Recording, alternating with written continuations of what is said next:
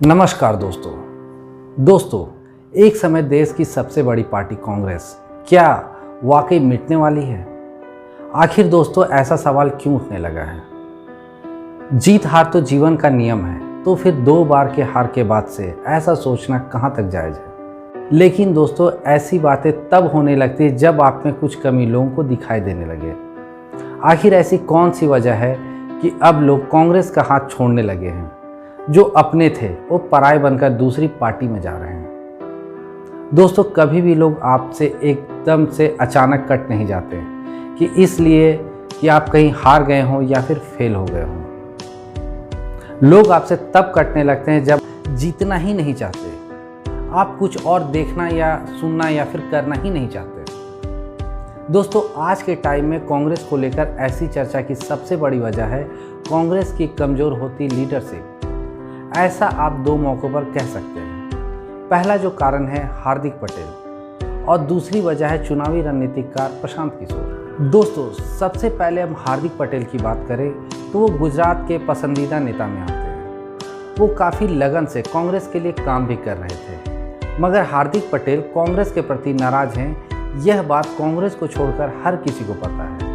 वो हमेशा से कांग्रेस के प्रति अपनी नाराज़गी व्यक्त कर रहे हैं। एक बयान में उन्होंने यहाँ तक कह दिया कि कांग्रेस में उनकी हालत ऐसी हो गई है जैसे नए दूल्हे की नसबंदी करा दी गई है। हालांकि उन्होंने यह भी कहा कि मैं राहुल गांधी या फिर प्रियंका गांधी से नाराज़ नहीं हूँ, बल्कि प्रदेश का जो नेतृत्व है मैं उससे नाराज़ हूँ। मगर इतना कुछ होने पर भी कांग्रेस अपने आत्ममंथन में लगी हुई रही, भले ही पार्टी के मजबूत कार्यकर्ता पार्टी छोड़ गए। हालांकि कांग्रेस के प्रति नाराज़गी व्यक्त करते हुए हार्दिक पटेल ने कई मौक़ों पर बीजेपी की तारीफ भी की। उन्होंने बीजेपी को अच्छे, मजबूत और डिसीजन लेने की क्षमता की सराहना करते हुए खुले तौर पर बीजेपी की प्रशंसा की। इससे साफ जाहिर होने लगा कि हार्दिक पटेल का झुकाव बीजेपी की तरफ है, मगर इसके बाद भी कांग्रेस इससे अनजान रही और इसके लिए कुछ भी नहीं किया। दोस्तों ऐसा नहीं है कि ये सिर्फ गुजरात की बात है, बल्कि कांग्रेस की हर जगह पर यह शिकायत है। कांग्रेस पार्टी के लिए काम करने वाले और चमचागिरी करने वालों में अंतर नहीं कर पा रही है, जिसका खामियाजा उनको चुनाव में देखने को मिलता है। अब बात करते हैं दोस्तों प्रशांत किशोर की। तो देखिए प्रशांत किशोर ने भी पार्टी के नेतृत्व को लेकर खुलकर कहा कि कांग्रेस में नेतृत्व क्षमता की कमी है। उन्होंने सोनिया गांधी की पेशकश को ठुकरा दिया और साथ में अपना स्टेटमेंट दिया कि कांग्रेस को मेरी नहीं बल्कि अच्छे लीडरशिप की ज़रूरत है और संगठन में बड़े पैमाने पर बदलाव की ज़रूरत है। दोस्तों दोनों खबर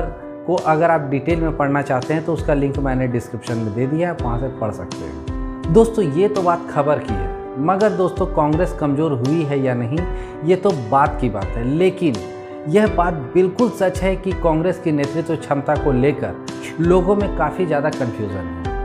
वैसे भी दोस्तों नेतृत्व को लेकर अगर हम इतिहास की तरफ अगर झांकें तो मुगलों को लग रहा था कि यह देश उनकी जागीर है और बड़े आराम से अपने आरामगाह में ऐश कर रहे थे, सो रहे थे। उनकी नींद तब हराम हो गई जब 1764 के बक्सर के युद्ध में अंग्रेज़ों ने शासन व्यवस्था पर अपना हाथ डाल दिया। तब जाकर मुगलों को यह महसूस हुआ कि सत्ता हमारे हाथ से जा चुकी है। दोस्तों आज के हालात में कांग्रेस पार्टी की हालत बिल्कुल ऐसे ही नज़र आती है। जब एक समय था कि पूरे देश की जनता राहुल गांधी को देश के प्रधानमंत्री के रूप में देखना चाहते थे, यही राहुल गांधी ने अपनी मर्जी से शासन व्यवस्था को अपने से दूर रखा। ऐसे में दोस्तों जब हवा का रुख बदल गया, अब देश की जनता एक समय के बाद राहुल गांधी को नहीं बल्कि नरेंद्र मोदी को प्रधानमंत्री के रूप में देखने के लिए लालायित हो गई। पूरे बहुमत के साथ नरेंद्र मोदी ने भारत के प्रधानमंत्री के रूप में शपथ लिया। तब शायद कांग्रेस को यह बात समझ में आई कि सत्ता उनके हाथ से जा चुकी है। इसके बाद भी दोस्तों आज भी कांग्रेस ये समझ नहीं पा रही है कि ये देश उनकी प्रॉपर्टी नहीं है। यहाँ हमारे देश में राज करना आसान भी है और मुश्किल भी। आसान इस तरह से कि आपको सत्ता में रहने के लिए जनता से जुड़ना होगा, उनके लिए काम करना होगा, और मुश्किल आप इस तरह से समझ लें कि अगर जनता को आपका काम समझ में नहीं आया तो इसका रिज़ल्ट आप खुद ही जानते हैं। इस तरह से दोस्तों हम कह सकते हैं कि कांग्रेस को अपने विरोधी पार्टी को देखकर सीखना चाहिए। उन्होंने सत्ता में आने के लिए कितनी मेहनत की है, वो देश की जनता से किस तरह से जुड़े हैं। खैर दोस्तों, देखते हैं कि आगे आने वाले दिनों में कांग्रेस क्या करती है। तो इस वीडियो के लिए इतना ही। धन्यवाद।